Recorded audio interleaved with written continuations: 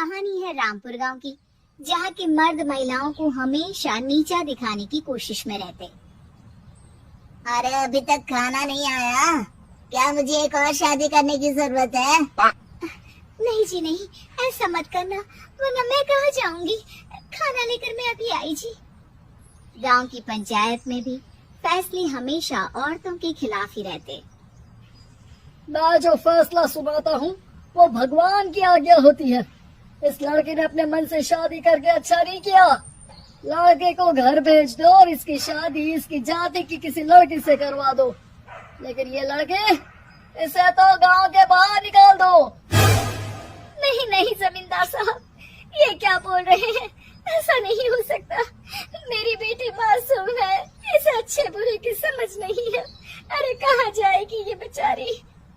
कहाँ जाएगी? इतनी चिंता है तो पूरे परिवार का गांव निकाला कर देते हैं। बेचारे पूरे बसे बसाए परिवार को गांव छोड़ना पड़ता है। चाहे जो हो, अगर बेटियों को कंट्रोल नहीं कर सकते तो गांव में रहने का कोई मतलब नहीं है। यहाँ औरतों को दब कर रहना होगा। कोई भी अपने हिसाब से कुछ नहीं कर सकता, सब ईश्वर की मर्जी से ही होगा। तभी गांव का एक आदमी दौड़ा दौड़ा आता है। सरपंच साहब, जमींदार साहब, वो कालिया है ना, उसकी बेटी पढ़ने के लिए शहर जा रही है। अच्छा, ये कब हो गया? और कालिया की हिम्मत कैसे हो गई ऐसा करने की? लेकर आओ उसे और उसकी बेटी को। बस फिर क्या था, हाजिर हो जाते हैं कालिया और उसकी बेटी सरपंच के सामने। अरे कालिया, ये क्या सुनने में आ रहा है? बेटी को इंजीनियर बना रहा है तू? और ये बता, गांव में तो स्कूल नहीं है, फिर कहाँ से इतनी क्लास पास कर गई तेरी बेटी? राधा, जो कि कालिया की बेटी है, उसे लगता है कि सरपंच उसकी तारीफ कर रहे हैं। सरपंच जी, मैंने ऑनलाइन पढ़ाई की है, डिस्टेंस लर्निंग से। सभी में मैंने अच्छे नंबर पाए हैं, जिसे देखते हुए शहर की इंजीनियरिंग कॉलेज में मुझे स्कॉलरशिप मिली है। वाह जी वाह, क्या होती है ये? पहले तो ये बताओ, फिर आगे की बात करते हैं। पूरा गांव राधा की बात सुन रहा था और राधा बोलती जा रही थी। तो ऐसे मैं फ्री में एक अच्छी शिक्षा लेकर गांव में जो कुछ परेशानियां हैं, जैसे बिजली, पानी और इंटरनेट जैसी समस्याओं के लिए काम करूंगी। मैं गांव को शहर से जोड़ने के लिए पुल का निर्माण करवाने का प्रस्ताव रखूंगी। मुझे पूरी उम्मीद है कि जल्द ही हमारा गांव भी तरक्की की राह पर चल पड़ेगा। राधा की बात सुनकर सारे गांव वाले ताली बजाने लगते हैं। सरपंच को समझ नहीं आता कि वो क्या करे।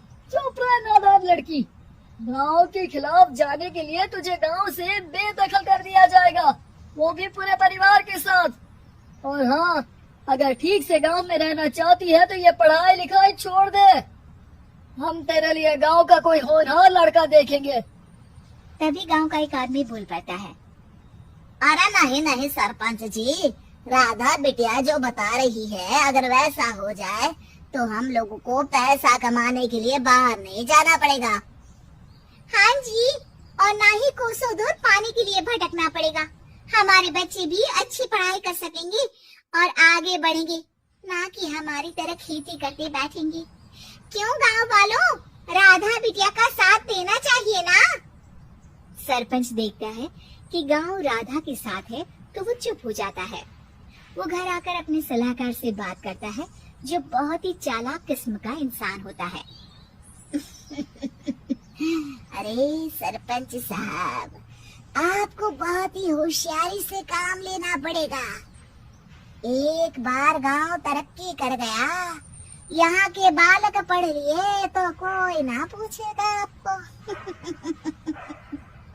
और फिर ये जो बेटा और बेटी है ना आपके, इनको भी आम लोगों की तरह ही जीवन जीना होगा।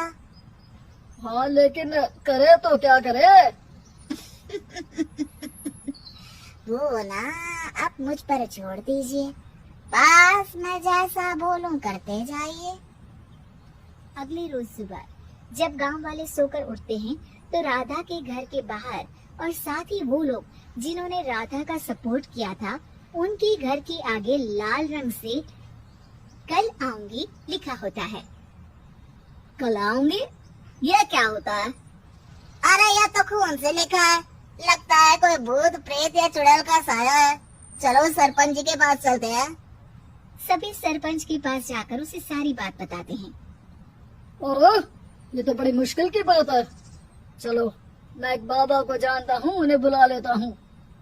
सरपंच बाबा को लेकर गांव के घर के बाहर जाता है। ओहो, तो ये वो चुड़ैल है जो उन लोगों को निशाना बनाते हैं जो गांव को बदलने का सपना देखते हैं। वो गांव को ऐसे ही संपन्न देखना चाहती है, वो नहीं चाहती कि कोई बाहरी आका कायाकल्प करे। क्या तुम लोगों में से किसी ने गांव को बदलने की सोच रखी है? तभी राधा की माँ रोते रोते आती है। मेरी राधा घर से गायब हो गई है। अरे कोई तो बचाओ, मेरी बच्ची कहाँ गई?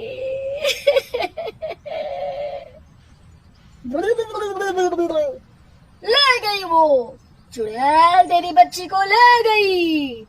अब वो उसे शापित करके छोड़ेगी, उस पर चुड़ैल का साया हो जाएगा।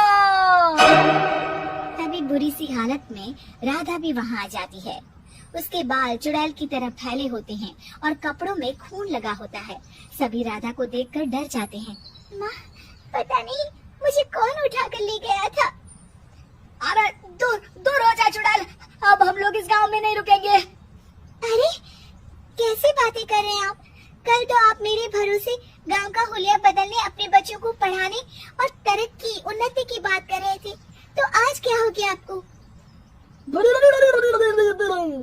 ये फिर तुम लोगों को बहकाएगी। ये चुड़ैल गांव में आ चुकी है, ऐसे ही ये तुम्हारे घर के बच्चों को भी ले जाएगी। गांव वाले राधा को गांव से बाहर निकाल देते हैं। उसके माँ बाप रोते रहते हैं, लेकिन गांव वाले नहीं मानते। मैं भी अपनी बहन के साथ गांव के बाहर रहूंगा, लेकिन वो पढ़ाई नहीं छोड़ेगी। वहीं सरपंच के घर पर सलाहकार कहता है। देखा, सांप भी मर गया और लाठी भी नहीं टूटी। लेकिन अगले ही दिन सरपंच के घर के बाहर भी वही शब्द लिखे होते हैं। और फिर सरपंच की बीवी कहती है, हमारी बेटी को किसी ने अगवा कर लिया है। तभी राधा का भाई वहाँ आ जाता है।